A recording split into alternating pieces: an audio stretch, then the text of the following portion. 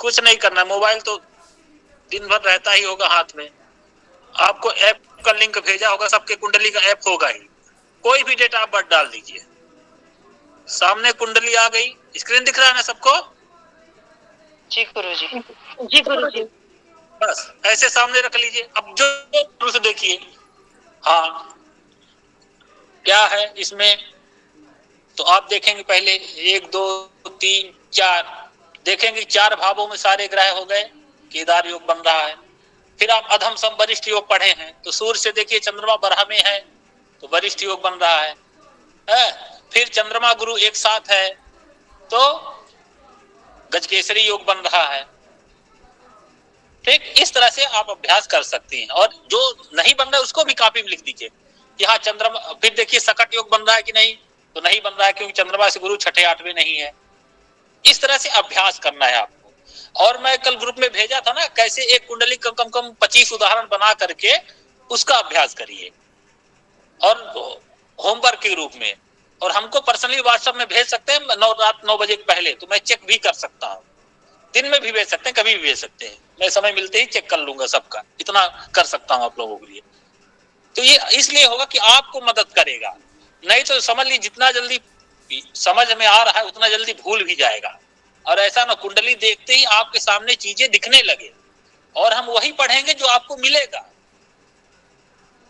खुद आप लोग प्रैक्टिकल कर रहे हैं, जो चीजें पढ़े वो मिल रहा है। ऐसी चीजों को हम नहीं जिक्र करेंगे, वो फिर बाद में आप अपने भी पढ़ सकते हैं, जो सामान्यतः हमको बिना मेहनत के कुंडली में दिख जाए। चलिए अब लिख लीजिए। गुरुजी सॉफ्टवेयर कौन सा है जिससे आपने कुंडली बनाई थी, ये नाम बता दीजिए। लिंक भेजा था ग्रुप में, ठीक है? हाँ, ग्रुप में भेजा था लिंक कुंडली का, वो लियो स्टार नाम है, डाउनलोड कर लीजिए, नहीं कोई भी कर लीजिए, सब दे देगा। ठीक, ठीक है, धन्यवाद। जिस किसी का प्रश्न हो मैसेज कर दिया करेगा, ठीक है? चलिए शुरू करते हैं। लिख लीजिए लग्न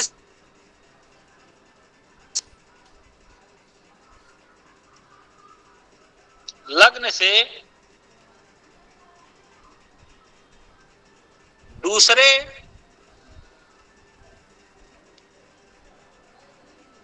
और 12वें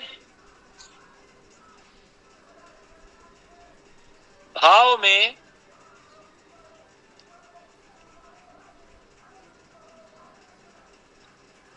लग्न से दूसरे और 12वें भाव में शुभ ग्रह हो तो, लग्न से दूसरे और 12वें भाव में शुभ ग्रह हो तो शुभ कर्तरी योग होता है।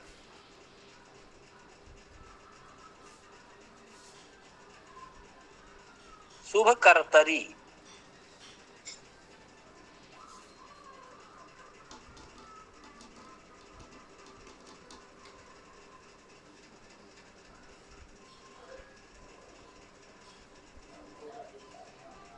क्या लिखे हैं?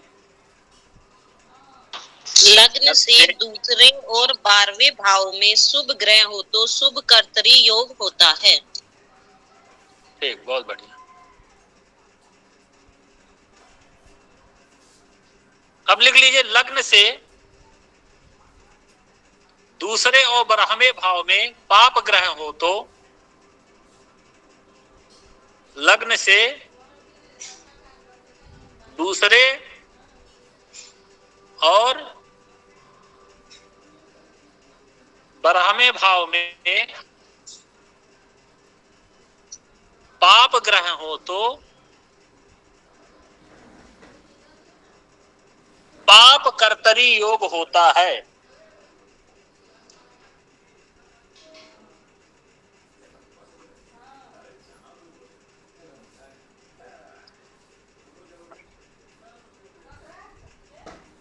पाप कर्तरी योग होता है।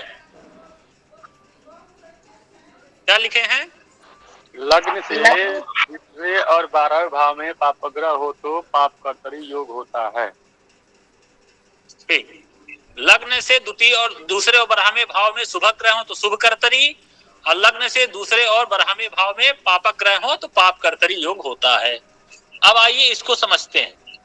शुभ ग्रह पाप ग्रह आप लोगों ने जाना होगा। देखिए अब ये नहीं जो क्लास छूटा होगा जिसका जिस दिन हम शुभ ग्रह पढ़ाए हैं उसका ये विषय छूट जाएगा, कम समझ में आएगा। इसीलिए कोशिश करिए क्लास ना छूटे। छूटेगा तो एक दिन छूटा तो आपके 2-3 विषय गए, महत्वपूर्ण विषय।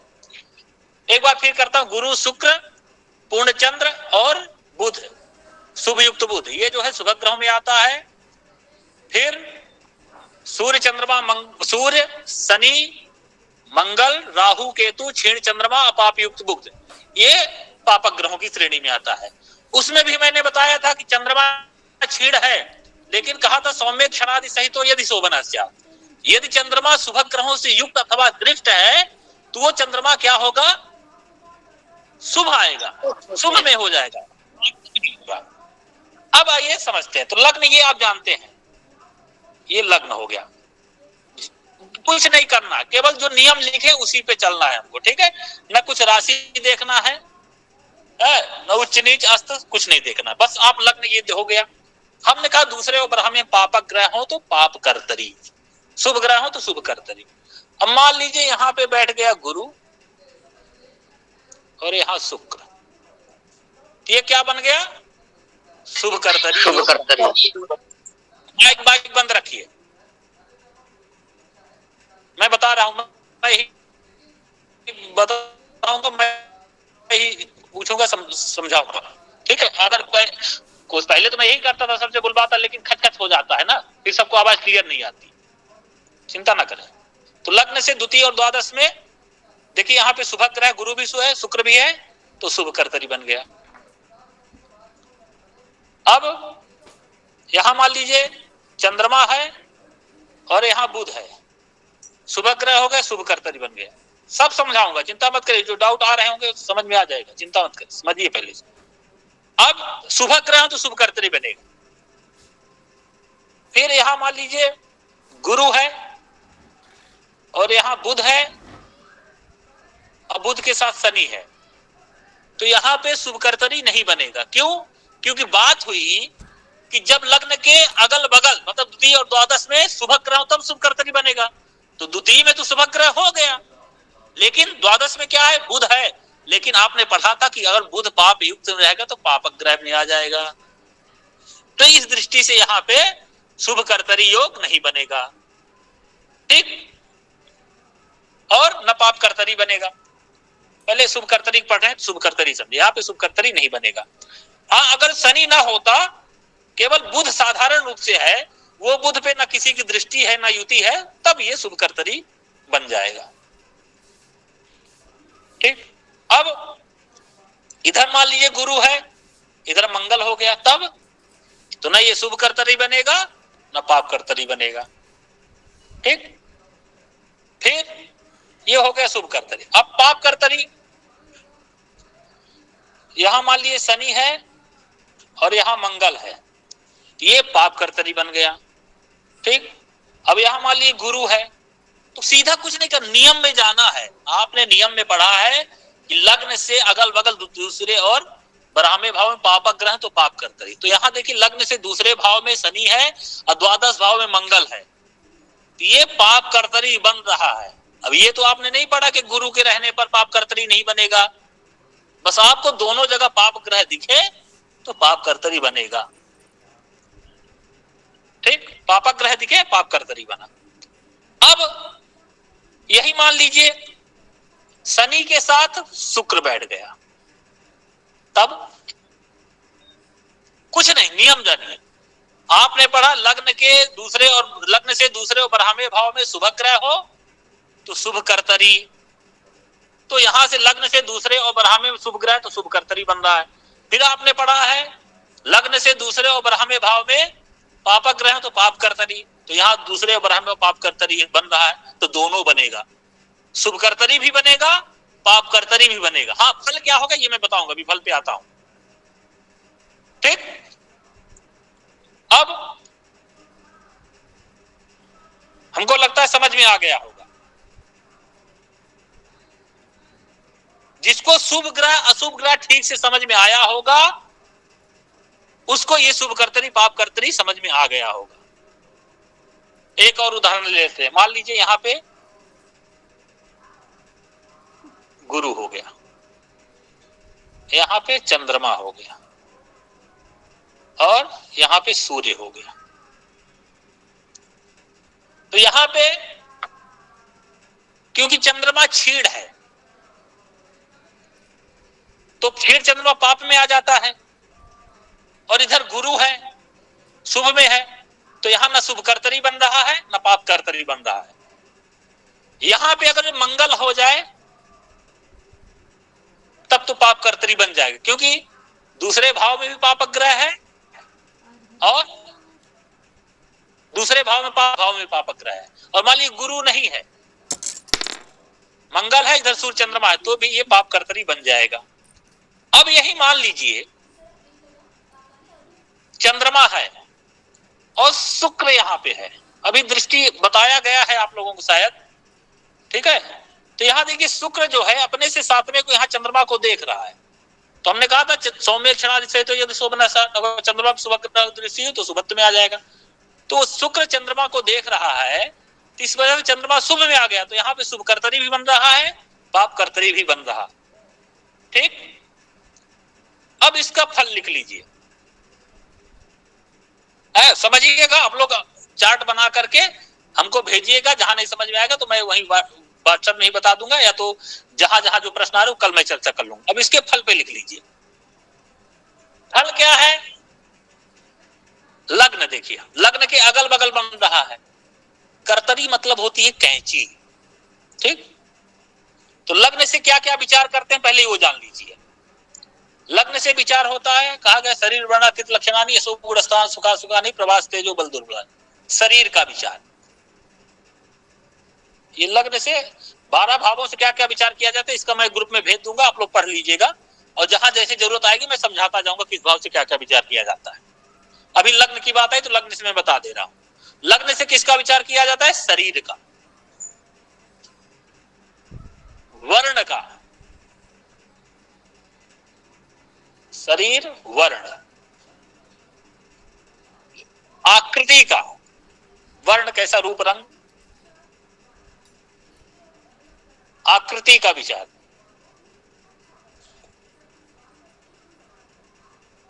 यश का विचार,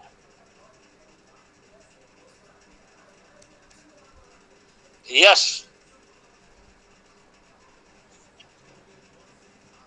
गुण,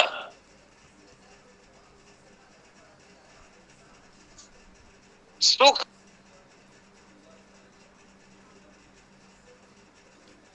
ठीक, और प्रवास।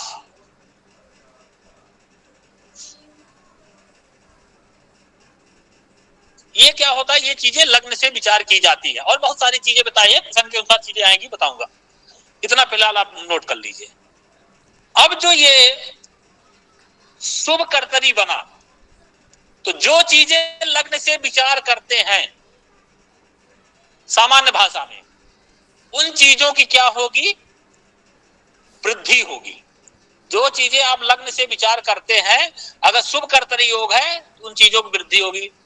शरीर आपका ठीक रहेगा, है, आपका यश मान प्रतिष्ठा में वृद्धि होगी, प्रवास आपका अच्छी जगह होगा, आपको सुख मिलेगा। ठीक, वर्ण आपका ठीक रहेगा, आकृति ठीक रहेगी, शरीर में कोई चोट चपेट का निशान नहीं होगा। और वही पाप कर्तरी में क्या होगा? इन चीजों का उल्टा कर, कैंची है, कैंची क्या काटने काम करती है। पाप कर्तरी में क्या होगा? आपका काम बनते बनते बिगड़ेगा, यश में आपकी हानि होगी, अपमान होगा, यश की जगह आपका अपमान हो सकता है। काटने का काम आपको आगे बढ़ने नहीं देगा, और प्रवास आपका कभी यहां कभी वहां एक जगह आप स्थिर नहीं रह पाएंगे, ऐसा भी हो सकता है। फिर गुणों में आपकी कमी रहेगी कहीं ना कुछ,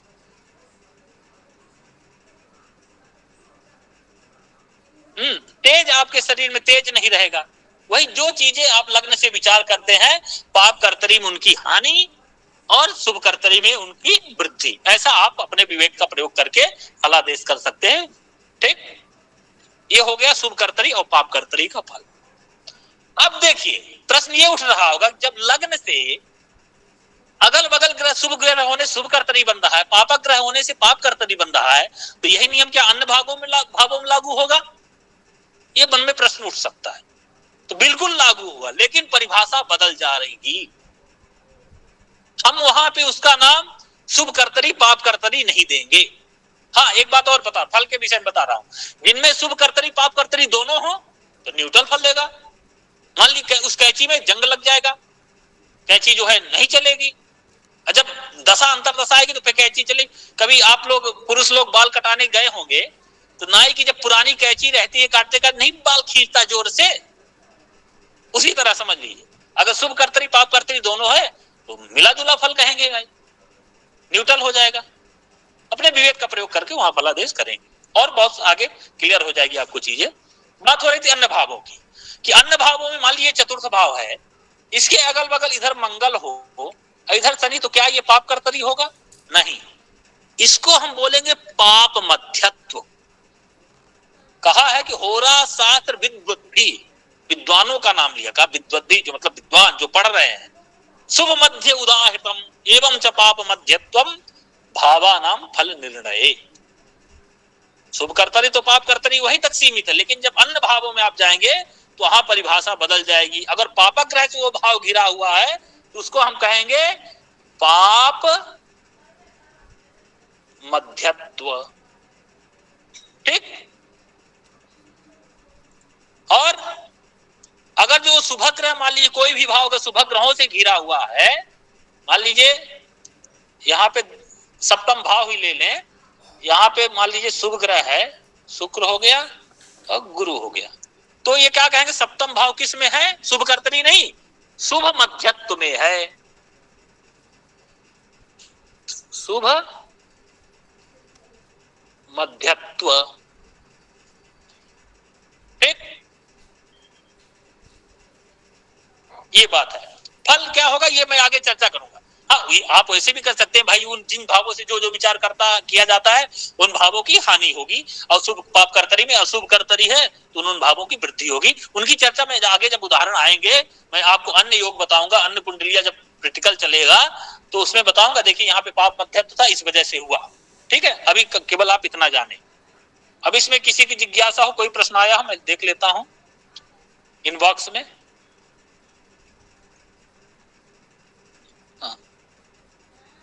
शुभ कर्तरी पाप कर्तरी को भी देखे जाएंगे क्या? हाँ, जिसका नाम राजेश सूद जी, आप क्या कहना है नहीं समझ में आया? गुरुजी मैं कह रहा हूँ इसमें शुभ पाप ग्रहों में केतु और राहु देखे जाएंगे क्या? बिल्कुल बिल्कुल देखे जाएंगे, क्योंकि पापक ग्रह रहेगा, ठीक है। पापक ग्रह में राहु केतु है, देखे जाएंगे, ठीक है। वो और आगे जब बताऊंगा ना मानसिक तनाव वाले हो तो उसमें और क्लियर हो जाएगा, राहु केतु देखे जाएंगे, ठीक। बहुत बढ़िया प्रश्न। और मिश्रा जी प्रवास प्रवास कहा प्रश्न मैसेज इनबॉक्स में कीजिए। हाँ मिश्रा जी प्रवास मतलब कि एक जगह आप स्थिर हैं कि घूम रहे हैं, कभी यहाँ इधर उधर भटक रहे हैं, आपका जीवन स्थिर है कि नहीं उन सब मामलों में। शरीर आपका ठीक है कि आप शरीर के लेकर इधर परेशान है, कभी इसको दिखाने जा रहे हैं उसको दिखाने जा रहे हैं, इस तरह से एक जगह टिक पा रहे हैं कि नहीं टिक पा रहे हैं। 12 हाउस में बुरा है फिर भी शुभ प्लानेट है तो शुभ कर्तरी योग होगा। आप ये कैसे कहती है कि 12 भाव अशुभ है? ये कहां से पढ़ लिया आपने दक्ष जी? सर आप उस दिन त्रिक भाव बोले थे ना जब पढ़ा रहे थे। हाँ तो त्रिक भाव बोला था, त्रिक भाव मतलब उसको दुष्स्थान कहा गया है, लेकिन बुरा मतलब एकदम बुरा थोड़ी है। वही द्वादश में बैठ जाए तो विमल योग बनेगा, शुक्र वहां बैठ जाए तो अच्छा होगा। अभी और आगे पढ़ेंगे, ठीक है। अगर सर बुरा प्लेनेट भी होगा तो भी विमल योग बन जाएगा। मान लीजिए सैटर्न है वो भी बैठ जाए, अगर 12th का मालिक है 12th में बैठ जाए तो भी विमल योग बना देगा। बिल्कुल बनेगा, अगर द्वादश से शनि होकर के वहीं बैठ जाए द्वादश में नहीं 6, 8, 12 में बैठ जाए तो भी विमल योग बना देगा। और द्वादश से षष्ठ में बैठ जाए, षष्ठ द्वादश में बैठ जाए, अन्य ग्रहों शुभ योग न हो तो विपरीत राजयोग बन जाएगा। सब पढ़ेंगे आगे, ठीक है। पूर्वाग्रह से ग्रसित मत हो कि 12 भाव अशुभ है, सब क्लियर हो जाएगा।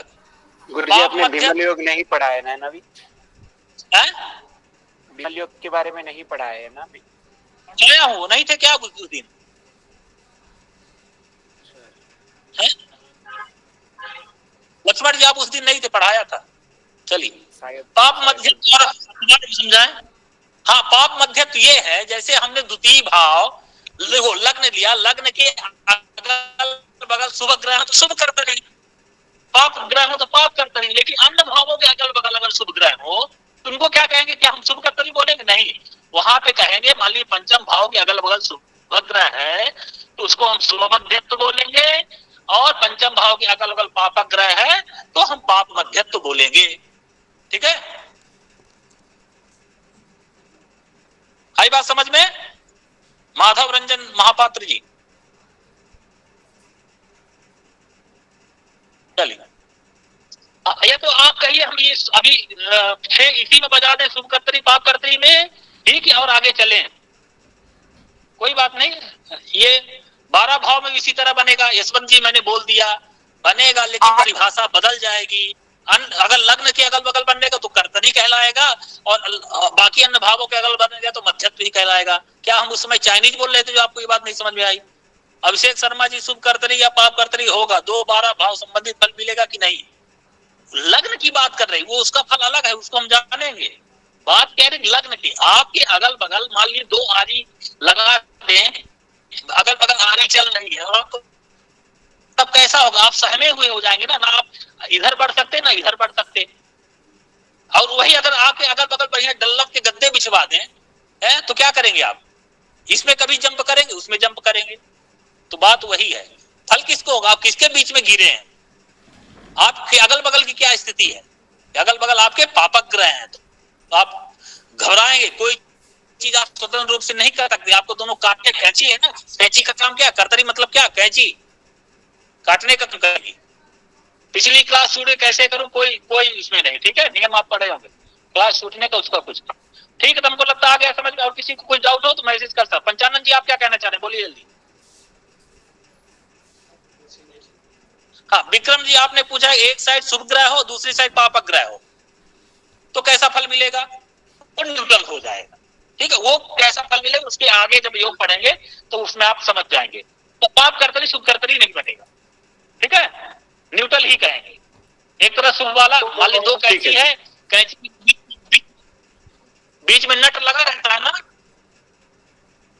है कि नहीं? कैंची के बीच में नट लगा रहता है। मान लीजिए एक तरफ पाप है एक तरफ शुभ है, तो कैंची का नट खुल गया ना, वो इधर पड़ रहा है ना उधर पड़ रहा है। बात आई विक्रम जी? विक्रम सर, चलिए नहीं सुन, ठीक है। आना सर, किसी भी भाव में दोनों पर शुभ और पापक ग्रह हो तो शुभ मध्यत्व और पाप मध्यत्व होगा। ठीक है, चलिए आगे चलते हैं, बहुत बढ़िया। हाँ, अब देखिए ये शुभ, आप लोग उदाहरण कापी में बनाइएगा, शुभ कर्तरी पाप कर्तरी के योग बना के भेजिएगा, मैं देख लूंगा कहाँ गलती कहाँ नहीं समझ में आ रहा है, ये सब चीजें। ठीक है, अब लिख लीजिए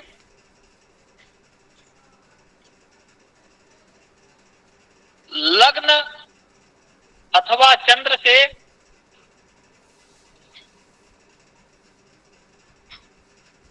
लग्न अथवा चंद्र से 10th भाव में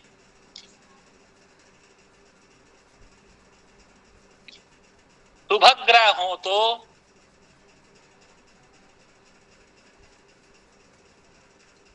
लग्न अथवा चंद्र से 10th भाव में शुभ ग्रह हो तो अमला योग होता है। लग्न अथवा चंद्र से 10th भाव में शुभ ग्रह हो तो अमला योग होता है। क्या लिखा है, एक आदमी पढ़िए। लग्न अथवा चंद्र से 10th भाव में शुभ ग्रह हो तो अमला योग होता है। हाँ, अमला, आ है, माँ है, फिर ला है, ला में बड़े आ की मात्रा है, उसको फिर सफल अमल कीर्ति योग भी कहते हैं कहीं कहीं। तो कहीं वो मिल जाए तो कंफ्यूजन नहीं होगा, लिख सकते हैं कोष्टक में सफल अमल कीर्ति योग, सफल अमल कीर्ति योग।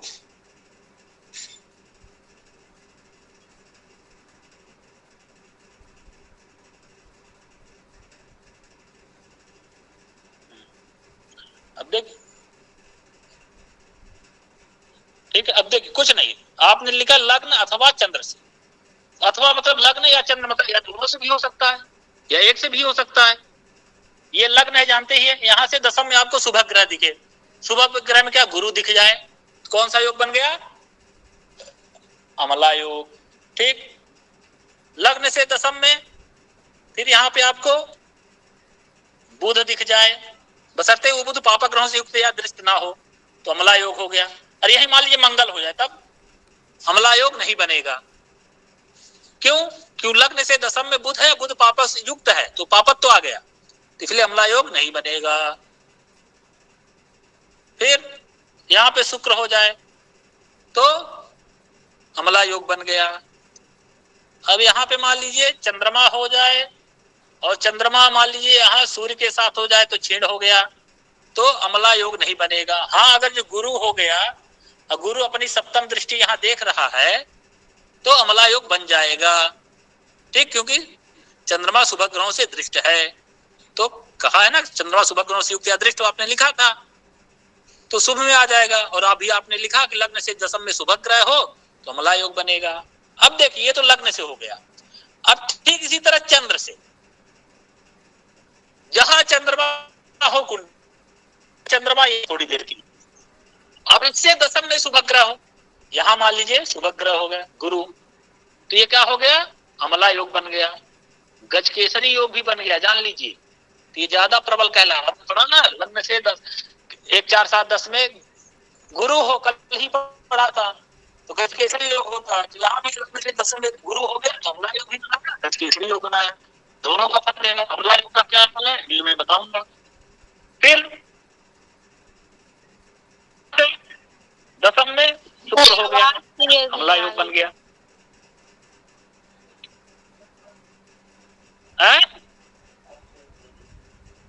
आपकी यहाँ नेटवर्क कम, क्योंकि आप जब बोल रही थी तो आपकी आवाज नहीं आ रही थी, और किसी को आ रही है आवाज, नहीं आ रही किसी को? मेरे यहाँ नेटवर्क सही है, कट रही है आपकी आवाज, कट रही है, आवाज कट रही है, आवाज नहीं आ रही गुरुजी, आवाज क्लियर है एकदम, आवाज नहीं आ रही गुरुजी, आवाज कट रही है गुरुजी। हमारे यहाँ तो आ रही है आपकी आवाज, आ रही है गुरुजी, यहाँ तो आ रही है हमारी, आ रहे चलिए, आ रही है।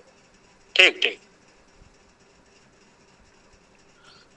हाँ, तो लग्न से यहाँ चंद्रमा से दशम में बुध है, ठीक, तो ये बुध हो, तो बुध होने से आपने पढ़ा लग्न या अथवा चंद्र से दशम में शुभ ग्रह हो, तो यहाँ चंद्रमा से दशम में बुध है, तो ये अमला योग बना रहा है। अब मान ली इसके साथ सूर्य हो जाए या मंगल हो जाए तो चंद्रमा बुध जो पापत्य में आ जाएगा। अब बात आ रही केवल शुभ ग्रह हो तो यहाँ पे नहीं बनेगा, समझ में आ गया। अब रही बात एक और कंडीशन में कि मान लीजिए यहाँ लग्न है, यहाँ चंद्रमा हो गया और यहाँ गुरु हो गया, तब यहाँ क्या हुआ, यहाँ पे लग्न से भी देख रहे हैं कि दशम में शुभ ग्रह है और चंद्रमा से भी दशम में शुभ ग्रह है। आपने लिखा लग्न अथवा चंद्र दोनों में से एक भी हो तब भी अमला बनेगा, दोनों से बनेगा तो और बढ़िया बनेगा, इस योग में और 4 चांद लग जाएगा, और 4 चांद लग जाएगा, और गजकेसरी योग भी बन गया। ठीक है, लग्न से भी अगर दशम में शुभ ग्रह हो या चंद्र से, दोनों से हो तो और बढ़िया। मान लीजिए ऐसा भी हो सकता है, यहाँ पे मान लीजिए शुक्र हो गया, ठीक, और यहाँ चंद्रमा हो गया, यहाँ चंद्रमा से जो है दशम में बुध और यहाँ शुक्र है, तो आप यहाँ देख रहे हैं लग्न से भी दशम में शुभ ग्रह है और चंद्रमा से भी दशम में शुभ ग्रह है, तो लग्न से भी अमला योग बन रहा है और चंद्र से भी अमला योग बन रहा है। ठीक, तो ये अमला योग यहाँ पे बन गया।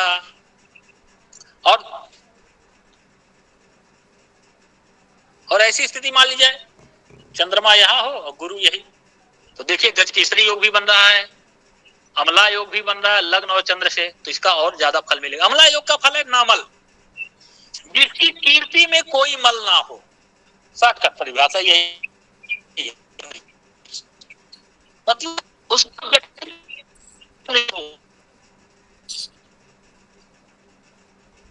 अरे वो कोई नहीं रहता कि कोई उस पर बुराई कर दे, अरे ये ऐसा है ठीक नहीं है, वो है ना।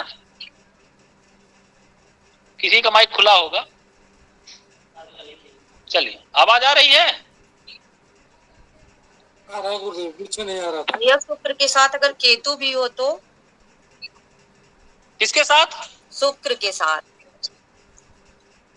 कोई दिक्कत नहीं, क्योंकि आपने शुभ ग्रह की बात हुई ना, तो शुभ ग्रह में आपने ये तो नहीं पढ़ा है कि अगर शुक्र केतु के साथ हो तो शुक्र पाप में आ जाएगा, है कि नहीं? जी। तो अगर शुभ ग्रह पापक ग्रह का कॉन्सेप्ट क्लियर है आपको, तो इस योग में डाउट नहीं होना चाहिए। हो सकता है कोई बात नहीं, केतु है तो कोई फर्क नहीं होगा, अमला योग में वो बनेगा, ठीक। अब उसका फल अलग होगा शुक्र केतु के युति का, लेकिन योग तो बनेगा। शुक्र और केतु एक साथ हो तो क्या होगा, उसके शुक्र वहां पे किस भाव में बैठा तो उसमें केतु होने से क्या विकार आएगा, वो आगे पढ़ेंगे हम लोग, लेकिन योग में कोई वो नहीं, ठीक है। आगे समझ में सबको? जी। प्रश्न देख लेते हैं, अमला योग से संबंधित किसी का है? नहीं है, ठीक, बहुत बढ़िया। दिलीप श्रीवास्तव जी आपका प्रश्न है कि हाँ गुरु अगर 10 हाउस में मंगल और शुक्र है तो क्या फिर भी बनेगा? बिल्कुल बनेगा, अभी और अच्छा बन जाएगा, अभी बस वो आगे पढ़ने वाले हैं, ठीक है, कि अगर दसम भाव में लग्न से दसम में शुक्र और मंगल हो तो क्या बनेगा। अमला योग बनेगा, क्योंकि आपने पढ़ा है कि नियम देखिए, आप नियम में क्या लिखा कि लग्न से दसम में शुभ ग्रह हो, लग्न अथवा चंद्र से, तो अमला योग बनेगा। नियम में है कि लग्न से दसम में ये हो, इसके साथ मंगल ना हो, इसके साथ ये ना हो, इसके साथ ये राशि में बैठा हो, नीच का ना हो, अस्त का ना हो, शत्रु राशि में नहीं गया हो, मृतावस्था में नहीं गया हो, ये तो आपने नहीं लिखा है। सीधी बात है, लग्नाद्वा चंद्र लग्नाद में योग ओयम अमला नाम है कीर्तिरा चंद्र तार की। व्यक्ति की कीर्ति चंद्रमा और ताराओं जैसी रहती है। अब चंद्रमा ताराओं की कहाँ कैसी हो, जो कल मैं व्याख्या किया था, कहाँ कैसा जन्म हो रहा है, क्या कैसी देश काल परिस्थिति कर्म के अनुसार वो सब फलादेश करेंगे। हर व्यक्ति की भी कीर्ति अलग अलग होगी ना, कहाँ तक सीमित रह जाएगा। फिर अमला योग का फल वही, अमला योग का नमल नामल, जिसके व्यक्तित्व में कोई मल ना हो, ठीक है। मंगल सूर्य शुक्र हो तो मंगल शुक्र राहु हो तो, देखिए आपने पढ़ा, ये तो नहीं पढ़ा नियम में कि दसम भाव में शुभ ग्रह उसके साथ मंगल शुक्र राहु तो नहीं बनेगा, वो बनेगा। हाँ, दसम में होने से क्या प्रभाव उस पर पड़ेगा, वो दसवां स्थिति प्रभाव हम आगे पढ़ेंगे, जिसको विदेश में जो स्क्वायर एस्पेक्ट के नाम से जाना जाता है, वो आगे के कल परसों की क्लास में हम चर्चा करेंगे उसकी। लेकिन अमला योग बनेगा। हाँ, यदि लग्न से नहीं बने और चंद्र से बने तो अमला योग किसे, दोनों को माना जाएगा। लग्न से नहीं बने और चंद्र से बने तो माना चंद्र से अमला योग बन रहा है, ये कहेंगे हम। भाई कुंडली में जब मांगलिक होती तो कहते हैं लग्न से मांगलिक है, वो मांगलिक वाला आगे पढ़ेंगे, तो जिससे बन रहा उससे कहेंगे, ठीक। दसम में ग्रह ना हो तो नहीं बनेगा, बात आई दसम में ग्रह होने से ना। अब ये थोड़ी चंद्रमा से केंद्र में बृहस्पति गज केसरी हो, अब कहेंगे केंद्र में ना हो तो नहीं बनेगा योग, और क्या। चंद्रमा से छठे आठ में बृहस्पति तो सकट योग बनेगा, अब नहीं हो तो योग नहीं बनेगा, और क्या, जरूरी थोड़ी नहीं बनेगा। आगे चले जी गुरुजी। चलिए, हो जाएगा क्लियर, धीरे धीरे पढ़ते जाएंगे, मेहनत करते जाइए, बस सरल है। अब एक और जल्दी से प्रथम में सूर्य मंगल ये अशुभ ग्रह हैं, अभी आते हैं, अभी आपका क्लियर हो जाएगा। लेकिन लग्न में शुक्र बुध हो,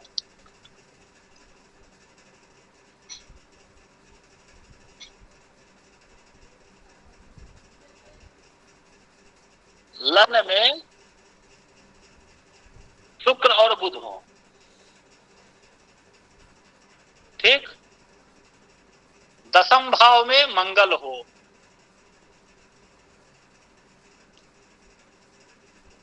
लग्न शुक्र बुध हो, दशम भाव में मंगल हो,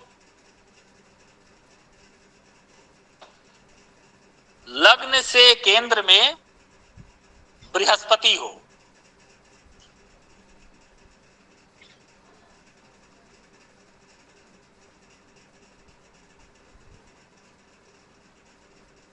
बुध हो, दशम में मंगल हो और लग्न से केंद्र में बृहस्पति हो तो कुल दीपक योग बनता है।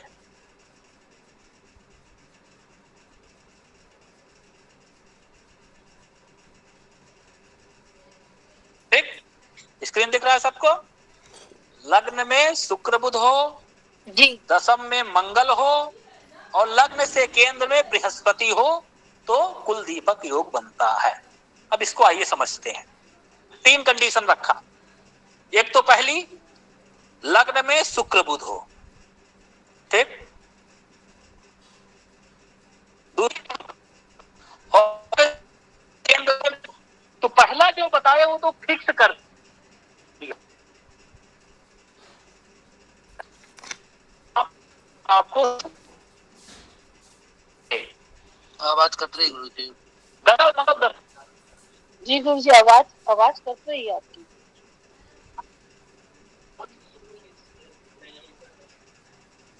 अब आ रही है? गुरु जी आज आवाज बहुत कट के आ रही है। बीच में कट के आ रही है। से बता दीजिए डेफिनेशन, आवाज नहीं आ रही। लिख के भेजा जा रहा है ग्रुप में। मैं चल, अब आ रही है? जी गुरु जी। अभी यार गुरु जी कभी कभी कटती है बस। लग्न में शुक्र बुध हो, दशम लग्न से केंद्र में बृहस्पति हो, मैं ये बता रहा तो कुल दीपक योग बनता है। लिख लिया सब लोगों ने परिभाषा? में शुक्र बुध हो तो शुक्र बुध होने चाहिए जी।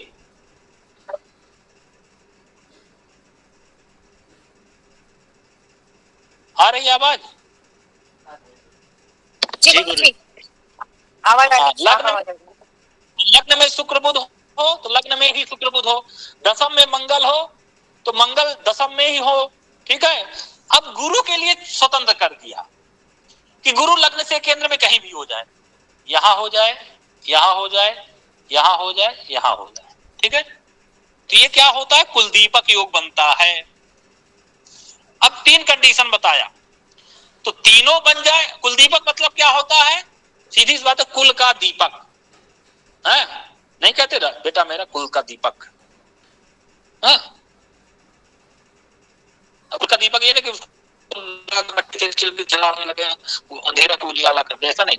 कुल का दीपक मतलब ऐसे व्याख्या कर सकते हैं को ऐसे पद पोजीशन पर जाएगा जहां तक अभी उसके परिवार का कोई व्यक्ति नहीं पहुंचा है, ठीक है। ऐसे वो मान सम्मान वो कमाएगा। नहीं कुछ किया तो पढ़ाई ही कर लिया कि जहां तक परिवार का कोई व्यक्ति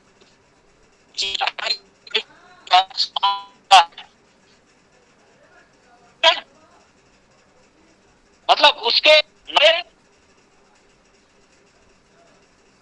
आवाज नहीं आ रही है गुरु जी। गुरु जी एक बार अपने आज आवाज की बहुत ज्यादा प्रॉब्लम आ रही है। नहीं आ रही है, समझ नहीं आ रहा है। 1 मिनट रुकिए। गुरु जी एक बार अपने आप को रिमूव करके दोबारा ज्वाइन कर लीजिए गुरु जी। आप लोग देख रहे हैं तो ऐसी दिक्कत है।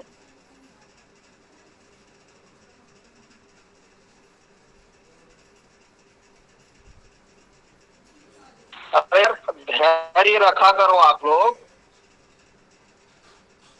सभी लोग म्यूट रखिए। बात समझ में नहीं आता क्या? चलिए चलिए, अब आ रही है? जी जी। असल में क्या है ना, ये पुरी में इस समय यात्रियों की संख्या बढ़ रही है धीरे धीरे। तो एक एरिया में जब ज्यादा नेटवर्क यूज होने लगता है तो फिर ऐसी समस्या आ जाती है। कोशिश रहेगी कल से ना हो। चलिए, हाँ तो बता रहे थे कुलदीपक योग, लग्न में शुक्र बुध हो, दशम में मंगल हो, केंद्र चल गए, इसकी व्याख्या उसकी बता रहा था कि कुल का दीपक मतलब ऐसे पद पोजीशन पे जाएगा जहां तक उस परिवार का कोई व्यक्ति ना पहुंचा हो। ठीक है, ये आप इसका फलादेश में ऐसा कर सकते हैं। अब यहाँ पे जो 3 कंडीशन बताई, तीनों बन जाए तो और बढ़िया, तीनों में से अगर एक भी बने, मतलब शुक्र, स्क्रीन दिख रहा है? जी गुरुजी। जी गुरुजी। लग्न में शुक्र बुध हो, ऐसी कंडीशन में बन जाए तो बनेगा। अब ध्यान रहे कि आपने लिखा लग्न में शुक्र बुध, तो लग्न में शुक्र बुध होने चाहिए, दोनों होने चाहिए। अब इसके साथ भले सूर्य हो जाए, कुछ हो जाए, मंगल हो जाए, शनि, कोई भी हो जाए तो भी बनेगा। आपको लग्न में शुक्र बुध दिखा तो आप कुलदीपक योग कहिए। दशम में मंगल दिखे केवल, ठीक, दशम में आपको मंगल दिख जाए तो भी ये कुलदीपक योग बना। मात्र इतने से एक, तीनों बने तो और अच्छा, तीनों में से एक स्थिति भी बने तो कुलदीपक योग बनेगा। लेकिन दशम में मंगल कहा तो दशम में ही होना चाहिए, ठीक, इधर उधर खिसका तो नहीं बनेगा।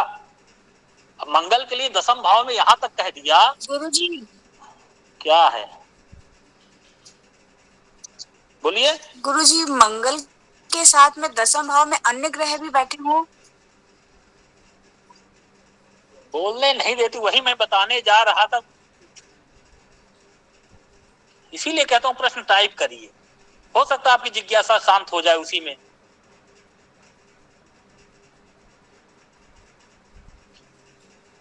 आप कितनी बार समझाया? हाँ, मैंने मंगल को कहा, अब मैंने शुक्र बुध के साथ कह दिया अगर लग्न में आपको शुक्र बुध दिखे तो कुलदीपक योग बनेगा। अब मंगल दशम भाव में दिखा तो कुलदीपक योग बनेगा। अब मंगल का दशम भाव से इतना लगाव है, जातक पारिजात में यहां तक कह दिया कि माने कुलीर भवने च शुभम ददाति। अगर जो मंगल दशम भाव में नीच का है तो भी वो शुभ फल देता है, इतना लगाव है उसको दशम भाव से। अब इसके साथ कोई भी शुभग्रह हो जाए, अमली शुभग्रह हो जाए, अब बताइए कौन सा योग बनेगा? अब तो और बन गया ना, अमला योग भी बन गया, लक्ष्य दशम में शुभग्रह, अब मंगल हो गया, कुलदीपक योग बन गया। अभी आप लोगों को अमला योग में संशय हो रहा था, लग्न से दशम में शुक्र हो, उसके साथ मंगल हो जाए तब बनेगा कि नहीं बनेगा, तब तो और बढ़िया बन गया, किसी ने पूछा था। तो शुक्र है तो यहाँ पे अमला योग भी बना रहा है, कुलदीपक योग भी बना रहा है। लेकिन कुलदीपक किससे बन रहा है? मंगल से बन रहा है, ना कि शुक्र से बन रहा है। शुक्र से क्या बन रहा है? अमला योग बन रहा है, क्योंकि लगने से दशम में शुक्र है। फिर अब गुरु के लिए छूट दे दिया कि गुरु लग्न से केंद्र में कहीं भी हो, चाहे गुरु यहां बैठ जाए, चाहे गुरु यहां बैठ जाए, गुरु जी यहां बैठ जाए, चाहे गुरु जी यहां बैठ जाए, तो कुलदीपक योग बनेगा। अब आपको बात समझ में आ गई होगी, सकट योग जो कल आपने पढ़ा था, लग्न से छठे आठवें में चंद्रमा से छठे आठवें बृहस्पति हो तो सकट योग बनता है। और आपने लिखा था कि बृहस्पति केंद्र में ना हो, यही कारण था कि अगर बृहस्पति केंद्र में रहेगा तो कुलदीपक योग बना देगा, तो सकट योग भंग हो जाएगा, नहीं बनेगा। तो ये गुरु के लिए छूट रखा, लेकिन हमको ध्यान देना है योग बनाते समय क्या कि मंगल दशम में ही हो, शुक्र बुध इसके साथ ही हो, और केंद्र में बृहस्पति कहीं भी हो जाए। बृहस्पति की छूट, 3 कंडीशन बताया, तीनों में से एक भी बने तो भी कुलदीपक योग कहेगा। फल में वही थोड़ा न्यूनता कह सकते हैं, और क्या, तीनों बन गए तो और प्रबल ले जाएगा। देखिए मैं एक कुंडली दिखा रहा हूं कुलदीपक योग, अभी कल ही हमारे पास मिलान के लिए आई थी। ये देखिए लड़के की क्विज, लड़के में देखिए कुलदीपक योग बन रहा है। कैसे बन रहा है? केंद्र में बृहस्पति है लग्न में, इससे बन रहा है, और दशम में मंगल बन रहा है, 2 स्थिति से बन रहा है। अब आते हैं लड़की में। लड़की में देखिए प्रबल योग बन रहा है कुलदीपक का। लग्न में देखिए शुक्र बुध है, और दशम में मंगल है, और केंद्र में देखिए लग्न में बृहस्पति है। इसमें जो है क्या है, कुलदीपक योग बन रहा है, ठीक है। लेकिन यहां तीनों से बन गया, और इसमें गुरु और मंगल से ही बना, शुक्र बुध से नहीं बना। तो ये कंडीशन आपको याद रखना है। अब बताइए, मान लीजिए इसमें ये कुंडली है, यहां शुक्र हो गया, बुध हो गया, और यहां मंगल हो गया, यहां गुरु हो गया, कुलदीपक योग बना? बिल्कुल बना। नहीं बनेगा। गुरुजी दृष्टि जा रही है उसमें। फिर वही बात, हमने नियम में दृष्टि लिखवाया है, गुरुजी गुरु से बना। एक तो पहली बात आप बीच में बोले, ठीक है। हमने कहा यहाँ कुलदीपक बनेगा, किससे बना? न मंगल से बना, न शुक्र बुध से बना, गुरु से बना। 3 कंडीशन कुलदीपक की मैंने बताई। लग्न में शुक्र बुध हो, दशम में मंगल हो और केंद्र में बृहस्पति हो जाए। तो न यहाँ तो दशम में मंगल है, न लग्न में शुक्र बुध है, गुरु केंद्र में है, तो गुरु से बन रहा है। ठीक। अब मान ली तीनों में से अब ये रहे शुक्र बुध का, तो शुक्र बुध हुए हो, एक के रहने से नहीं। अब नियम में आप देखिए ना, किसी राशि का जिक्र किया, कहा ना शुक्रो यस्य बुधो यस्य यस्य केंद्रे बृहस्पति दशमे अंगारको यस्य स जाता कुलदीप का, लग्न बाराही ने कहा, मानसागरी में भी शायद कहा। तो इस तरह से, ठीक है। तो लग्न में शुक्र बुध कहा तो शुक्र बुध ही, दशम में मंगल कहा तो मंगल दशम में ही। गुरु के लिए छूट दे दिया कि यही चारों भाव में कहीं बैठे, भाई गुरु जी हैं, कहीं भी आए जाए। आई बात समझ में?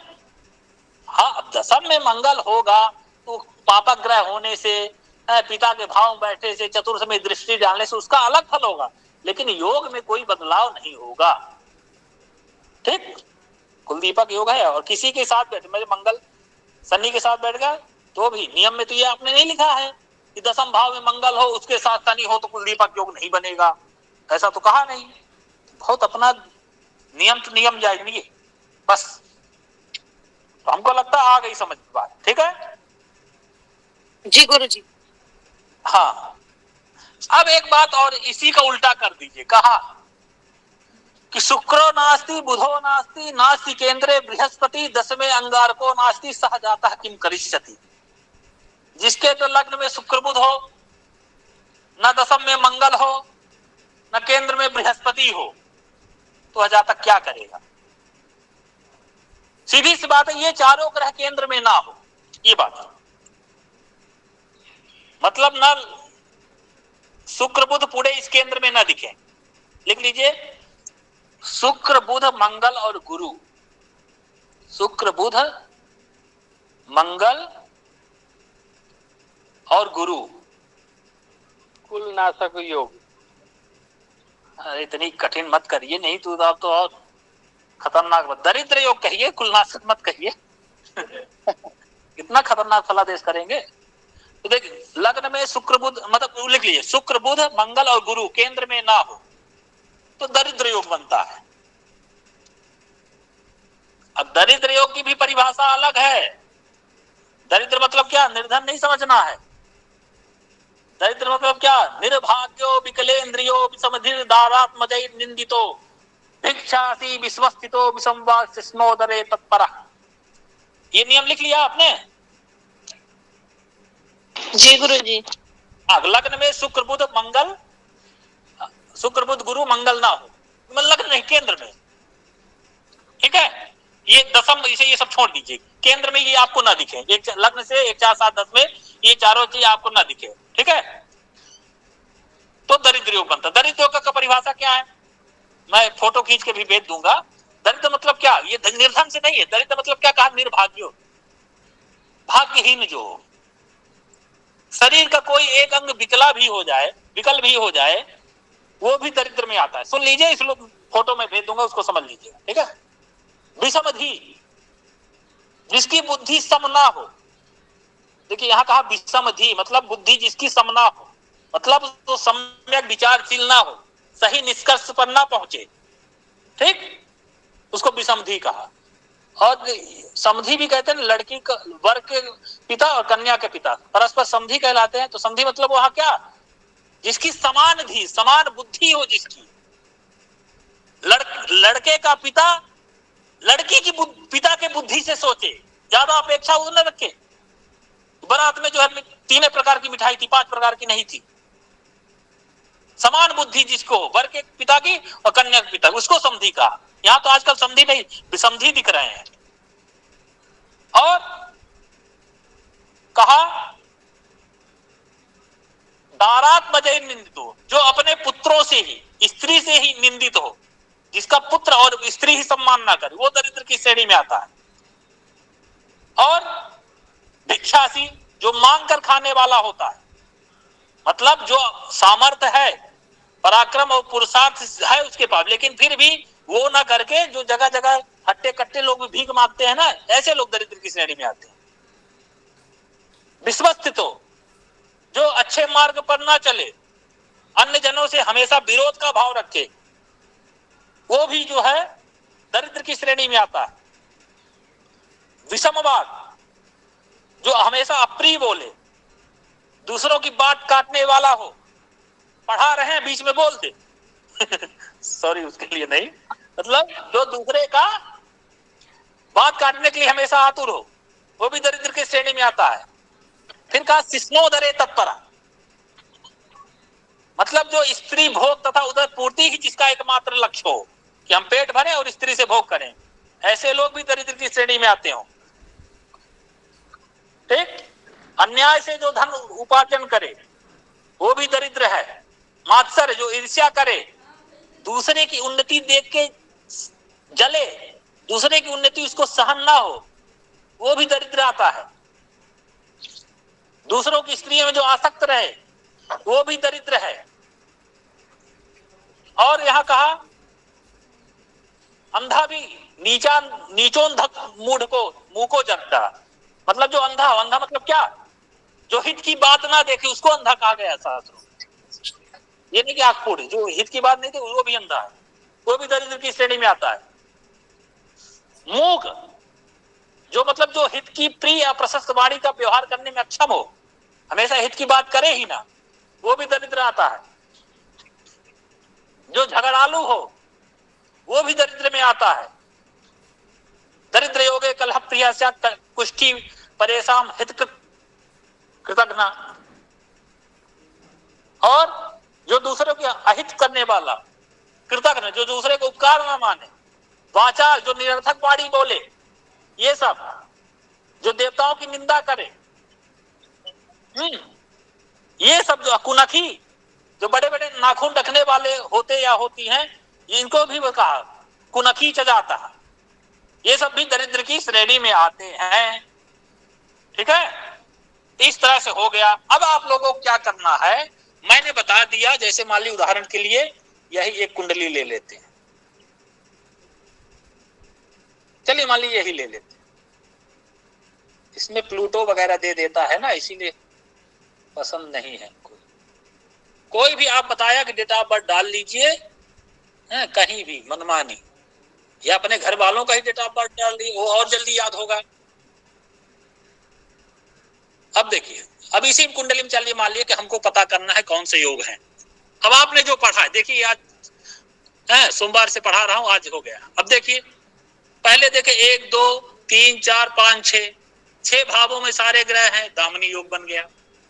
फिर आप देख रहे हैं अधम संवरिष्ठ में, देखिए जो फिक्स है कि ये योग बनेगा। यहां आप देख रहे हैं कि सूर्य से चंद्रमा कहां है, अष्टम में है, और अष्टम किस में आता है, पड़फर में कि अपोक्लिम में कि केंद्र में, तो जान गए अगर सूर्य से चंद्रमा पड़फर में हो तो समयोग बनता है, तो समयोग बन रहा है। 2 योग तो फिक्स है। फिर आते आपने गज केसरी पढ़ा, गज केसरी बन रहा है कि नहीं बन रहा है। चंद्रमा से द्वितीय में बृहस्पति है तो गज केसरी नहीं बन रहा है, बन रहा है नहीं बन रहा है, ये भी जानना तो आपका अभ्यास है। एक ऐसे चार्ट लिख लीजिए, फिर देखिए कौन कौन बन रहा है। फिर आपने पढ़ा सकट योग, तो सकट योग भी नहीं बन रहा क्योंकि चंद्रमा से बृहस्पति 6 8 में नहीं है। फिर आज आपने पढ़ा अमला योग, कर्तरी योग, तो कर्तरी योग ठीक। अब देखिए शुभ मध्यत्व पाप मध्यत्व किसी भाव में बन रहा है, तो यहां आप देखिए नवम भाव में पाप मध्यत्व बन रहा है। नवम भाव में शनि है, जहां 7 लिखा है वो नवम भाव है, वहां पे देखिए शनि है और उसके अगल बगल एक तरफ सूर्य है, एक तरफ मंगल राहु है, तो ये नवम भाव पाप मध्यत्व में आ रहा है। इसका फल क्या होगा आगे चर्चा हम करेंगे। फिर आपने अमला योग पढ़ा, तो अमला योग देखिए लग्न से दशम में शुभ ग्रह है, नहीं है तो अमला योग नहीं बन रहा है। चंद्रमा से दशम में शुभ ग्रह है, नहीं है तो नहीं बन रहा है अमला योग। फिर देखिए कुलदीपक योग बन रहा है, तो हाँ बन रहा है। दशम में मंगल है तो कुलदीपक योग बन रहा है, और केंद्र में बृहस्पति है तो कुलदीपक योग बन रहा है। 2 नियम से इसका कुलदीपक योग बन रहा है। इस तरह से आपको अभ्यास करना है। और क्या अभ्यास करना है बता दे रहा हूं, जो नए हैं, एक तो राशियों का क्रम याद करिए, आपको 12 राशि अच्छे से याद रहे, मतलब पूछ लिया जाए छठे नंबर की राशि तुरंत दिमाग में आ जाए कन्या, 8वें नंबर वृश्चिक, 9वां धनु, 5वां सिंह, इस तरह से आपको तुरंत दिमाग में आ जाए। और इतना ही ना है, तुरंत उसका स्वामी याद आए, ठीक, कि इस पंचमी राशि क्या है, सिंह है, सिंह का स्वामी सूर्य, 9वीं क्या है, धनु है, धनु का स्वामी गुरु, तुरंत दिमाग में है, सोचना ना पड़े। जब तक आप सोचेंगे बात बहुत आगे निकल जा चुकी होगी, फिर समझ में नहीं आएगा, फिर आप पूछेंगे, उसी में अटके रहेंगे। ये देखिए आपको करना है, इतना अभ्यास आप कर लीजिए, क्योंकि आप जब धीरे धीरे फला, अभी तो सरल हम देख रहे हैं कि भाव में कोई राशि का नाम ही नहीं डाल रहे हैं, मैं जानता हूं कि अभी ये क्लियर नहीं होगा, तो ये सब आप लोग क्लियर कर लीजिए, उच्च नीच भी याद कर लीजिए, क्योंकि जब अब फलादेश जब भाव भावेश से शुरू होगा वो करें। अब क्या करना इसमें, जैसे मान लीजिए ये भाव बता ही दिया गया कि ये भाव जो 12 है ये स्थिर है। अब इसमें मान लीजिए हम यहां शुरू कर 5 6,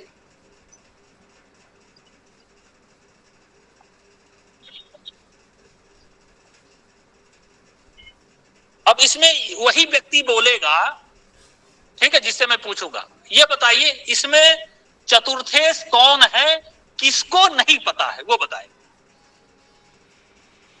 किसको नहीं पता, बोलिए, कोई दिक्कत नहीं, संकोच नहीं करना है। चतुर्थेश कौन है, किसको नहीं पता है, तो मैं बताऊंगा ना कैसे तैयार करना है उसको।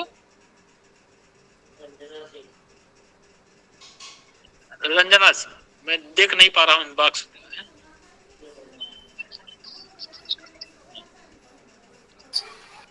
चलिए ठीक, चलिए मान ली किसी को नहीं, लेकिन वो अब आपके पास समय नहीं, आप उसको आज रात में ही या कल दिन तक याद कर लें।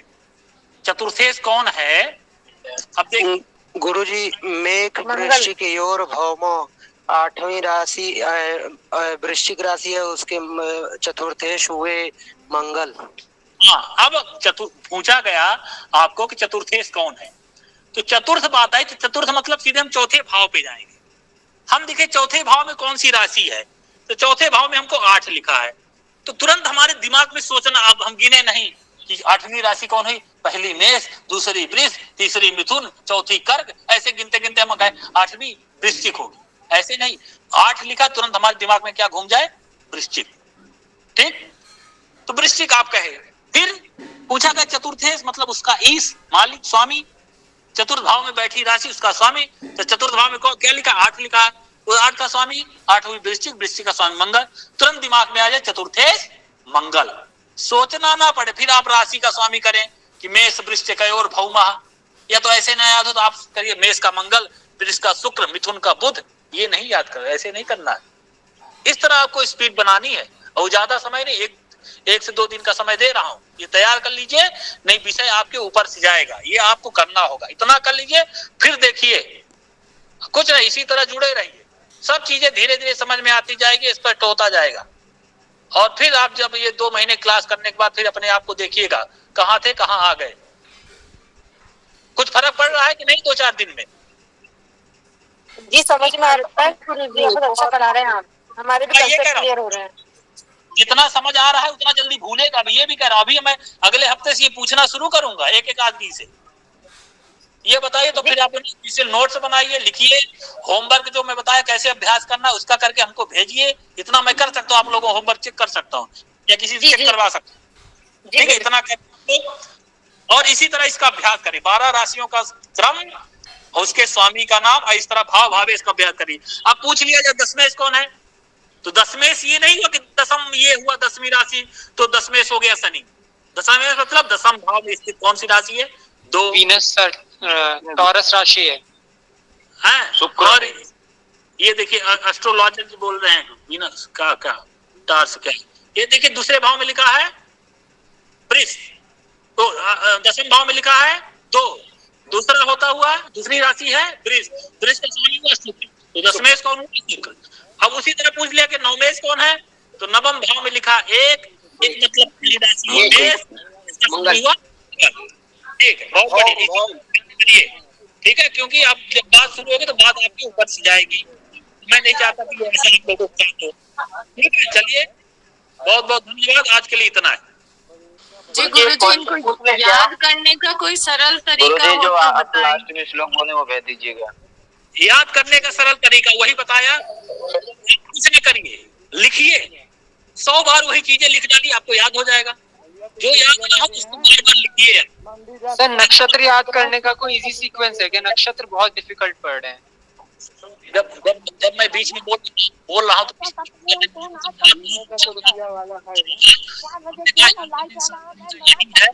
जो चीज आपको नहीं लिखिए, जीवन में नहीं भूलेगा। राशि राशि के स्वामी साइड में लिखिए 10-20 बार 50 बार, तो आपको कभी नहीं भूलेगा। हमने कहा एक नहीं गुरुजी, कोई शॉर्ट तरीका हो, जैसे मतलब कोई सूत्र होता है ना, उस तरह से। अभी तक ऐसी कोई दवाई बनी नहीं कि जिसको घोर के पिलाया जाए। 7 तरीका वही है, मेहनत ही है, इससे 7 तरीका कोई नहीं। आप याद करिए, आपको 1-2 दिन याद करने में समय लगेगा। जब बुद्धि वहां तक पहुंच जाएगी, अपडेट हो जाएगी, तो फिर चीजें धड़ाधड़ याद होने लगेगी। ठीक है, शॉर्टकट तरीका, शॉर्टकट मत पाए। गुरुजी एक क्वेश्चन पूछो क्या? मैसेज क्यों नहीं किए? 6 बज गए। कोई मैसेज नहीं, क्वेश्चन नहीं है। एक पंक्ति में कहाँ तक सही है ये पूछना है। एक पंक्ति मैंने पढ़ी थी भारतीय ज्योतिष में, किम कुर्वन्ति ग्रहा सर्वे यदि केंद्रे बृहस्पति। तो ये सारी योग खत्म हो जाएंगे यदि इस पंक्ति के सामने। नहीं, 1 मिनट, ये भारतीय ज्योतिष में कहाँ पढ़ा है? भेजिएगा हमको। जी ठीक है, फोटो भेज। गुरुजी कल जो लिंक भेजा था वो ओपन नहीं हो रहा है। ये आप सुन लीजिए ना, अमित जी ने पूछा किम कुर्वन्ति ग्रहा सर्वे केंद्रे बृहस्पति। वो जानते हैं किसके लिए कहा गया? अरिष्ट के लिए कहा कि एक एव बलि जीवो लग्नात् केंद्र गतो यदि अरिष्टम निकलम मंति भास्करो तिमिरम था। जब बच्चों में अरिष्ट योग बनता है ना, वो अगर जो केंद्र में बृहस्पति हो तो कहता है भास्करो तिमिरम। जैसे सूर्य अंधकार को नष्ट कर देता है, उसी तरह बृहस्पति अगर जो केंद्र में हो तो अरिष्ट के समूहों को नाश कर देता है। ठीक है, वो वहां कहा है, उसको किम कुर्वन्ति ग्रहा सर्वे केंद्रे बृहस्पति। चल उसको भेज दीजिएगा। गुरुजी एक प्रश्न पूछना चाहते हैं। हाँ, सप्तम भाव में गुरु चंद्रमा शनि तीनों ग्रह बैठे हुए हैं, तो वहाँ पे कुलदीपक योग तो बन ही रहा है, वहाँ पे गज केसरी योग भी बन रहा है, लेकिन साथ में अगर शनि भी होगा तो जो गज केसरी योग और जो कुलदीपक योग का जो फल में कमी आ जाएगी ना शनि की वजह से, न्यूनता शनि की वजह से होने से ये हो सकता है कि मंद गति से चले, जो फल मिले वो देर से समझ में। मेधावी तो बहुत देर से समझ में आ जाएगा, लेकिन देर से समझने के बाद भी मेधावी होगा कि नहीं? मेघा भी तो रहेगा, लेकिन उसकी मतलब कमी हो जाएगी, उसकी मतलब फल में कमी हो जाएगी ना उसकी। देरी से समझ में आएगा, अभी और आगे पढ़ेंगे तो समझ में आ जाएगा। जी धन्यवाद गुरुजी। दीपक योग होता है गुरुजी बहुत अच्छे से पढ़ाते हैं आप। भी होता है। कुलदीपक योग क्या होता है? भंग भी होता है गुरुजी। नहीं, भंग नहीं। वही ना बने तो भंग हो जाएगा। ऐसा नहीं कि इसके साथ बैठे उसके साथ बैठे नहीं भंग होगा। ठीक है, चलिए ठीक है। गुरुजी 29 तारीख से जो कक्षाएं चलेंगी उसका जो आपने कल लिंक भेजा था वो खुल नहीं रहा है। खुलेगा, फोन पे करिएगा, खुल जाएगा। गुरुजी ओपन नहीं हो रहा है वो। सर उन कक्षाओं में सिद्धांत पढ़ाया जाएगा क्या? खुल रहा है। वो सिद्धांत नहीं, कुंडली कैसे हमारी परंपरा रही, ये तो हम डेट ऑफ बर्थ डाले हमारे सामने चार्ट आ जाता है ना। यही बड़ी समस्या है, सब इसी के आसरे हो गए हैं। अब इसी में से लेके जाए तो करीब 2-4 लोग भी नहीं मिलेंगे जो हाथ से कुंडली बना लेते हो। बड़ी विडंबना ये हो रही है हमारे देश में, हाथ से कुंडली बनाने वाले लोग नहीं मिल रहे हैं। सर सिद्धांत के ऊपर कोई क्लास है आपके इधर? सिद्धांत के यहाँ आगे चलेगी, सूर्य सिद्धांत आगे पढ़ाया जाएगा। ठीक है, फिलहाल अभी ये कुंडली वाला जिसको नहीं आता वो सीखे जरूर। मैं तो ये कहूंगा, मैं ये लाभ के लिए नहीं कहना। सर 3:30 बजे का टाइम ठीक नहीं है सर, कुंडली देखने का मिलता है, ये मत समझ लीजिए। गुरुजी इसमें वर्ष कुंडली, गोचर कुंडली वो सब बताएंगे। मैं जब बोल रहा हूँ बीच में कर देगा, चलिए समय हो गया, चलिए कल मिलते हैं। एक बोल है उसी में पकड़ करने लगते हैं लोग, नहीं समझ में आता क्यों ना, उधर सुनाई देने को। तो मैं कुंडली के बारे में बता रहा हूँ, जिसको नहीं आता वो कुंडली सिखाई जाएगी। हाँ, अब एक करके बोलिए, क्या पूछना है? गुरुजी सुदर्शन। हाँ बोलिए। कुलदीपक योग है गुरुजी, लग्न में शुक्र बुध हो, दसम भाव में मंगल हो, लग्न में केंद्र हो, केंद्र में बृहस्पति हो तब। लेकिन गुरु जी यदि लग्न में शुक्र बुध न हो एवं दसम भाव में मंगल न हो, केवल केंद्र में बृहस्पति हो, तब भी गुरु जी कुल दीपक योग बनते हैं। तो मैं बोल रहा तीनों हो नहीं, तीनों में एक स्त्री हो तो बनेगा। चाइनीज बोल रहा तक नहीं समझ में आता आपको, उदाहरण भी देके समझा। बस स्पष्ट होना चाह रहे थे, समझ चुके हैं गुरु जी। आप बना करके भेजिएगा। चलिए जी जी। अब और नीलमा जी क्या कह रही थी? जी गुरुजी मैं कह रही हूँ, जी गुरुजी मैं कह रही हूँ वो कुंडली बनाना सिखाएंगे, उसमें वर्ष कुंडली, गोचर कुंडली, प्रश्न कुंडली ये सब आएंगे क्या उसमें? हाँ सब आ जाएगा जी, धन्यवाद। पूरा 16 कुंडली हो जाएगा। ठीक है गुरुजी, ये लग्न से दूसरे और 12वें भाव में शुभ ग्रह हो तो शुभ कर्तृ योग बनता है, तो ये लग्न के चीजों को ही रिप्रेजेंट करता है, तो दूसरे और 12वें भाव के चीजों को भी रिप्रेजेंट करेगा? बिल्कुल करेगा, उसको अलग फल पड़ेंगे ना, द्वितीय भाव से संबंधित करेंगे। हमने कहा ना आपके अलग अगल आदि लगा दिया जाए तो क्या करे, किसको रिप्रेजेंट करेगा? अगल बगल वाले चीज करेगा कि आपको करेगा? है आपके ना अगल बगल पापक ग्रह है, आपके अगल बगल दो लोग तलवार लिए भांज रहे हैं, तो आप आगे बढ़ पाएंगे? बताइए, नहीं बढ़ पाएंगे। आपको ना रिप्रेजेंट करना, जहां है तो वहां तो करेगा, सुबह से वो देखा जाएगा। ठीक है तो चलिए आज के लिए दूसरी और 12वें भाव की चीजों को भी देखना है, उसमें भी कुछ मध्य करेगा। देखेंगे वो देखें, अभी हम लग्न का पढ़ रहे थे ना। जी गुरुजी, लग्न का पढ़ेगा। ठीक, अस्तु अस्तु। हेलो।